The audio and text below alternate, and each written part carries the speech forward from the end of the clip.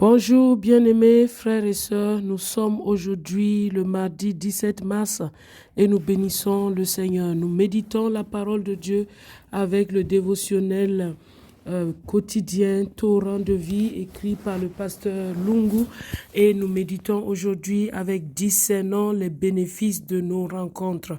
Dans Luc chapitre 16 verset 19, il est écrit qu'il y avait un homme riche qui était vêtu de pourpre et de fin lin et qui chaque jour menait joyeuse et brillante vie.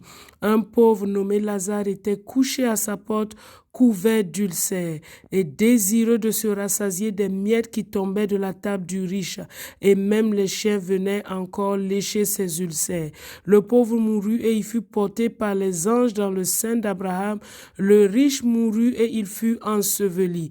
Dans le séjour des morts, il leva les yeux et tandis qu'il était en proie au tourment, il vit de loin Abraham et Lazare qui dans son sein. Il s'écria, Père Abraham, aie pitié de moi et envoie Lazare pour qu'il trempe le bout de son doigt dans l'eau et me rafraîchisse la langue, car je souffre cruellement dans cette flamme. Abraham répondit, mon enfant, souviens-toi que tu as reçu tes biens dans ta vie et que Lazare a eu les maux pendant la sienne. Maintenant, il est ici consolé et toi, tu souffres. Deutéronome 15, versets 7 à 10 dit, s'il y a chez toi quelqu'un indigent parmi d'entre tes frères, dans l'une de tes portes, au pays que l'Éternel ton Dieu te donne, tu n'endurciras pas ton cœur et tu ne fermeras point ta main devant ton frère indigent, mais tu lui ouvriras ta main et tu lui prêteras de quoi pourvoir à ses besoins. Garde-toi d'être assez méchant pour dire en ton cœur, la 7e année, l'année du relâche approche. Garde-toi d'avoir un œil sans pitié pour ton frère indigent et de lui faire un refus. Il crierait à l'Éternel contre toi et tu te chargerais d'un péché. Donne-lui et que ton cœur ne lui donne point à regret, car à cause de cela, l'Éternel ton Dieu te bénira dans tous tes travaux et dans toutes tes entreprises.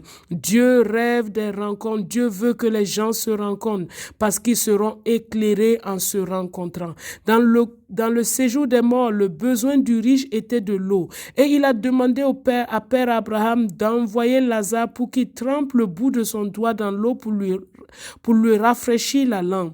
Il connaissait Lazare parce que Dieu avait mis Lazare devant sa porte tous les jours, mais il a ignoré Lazare.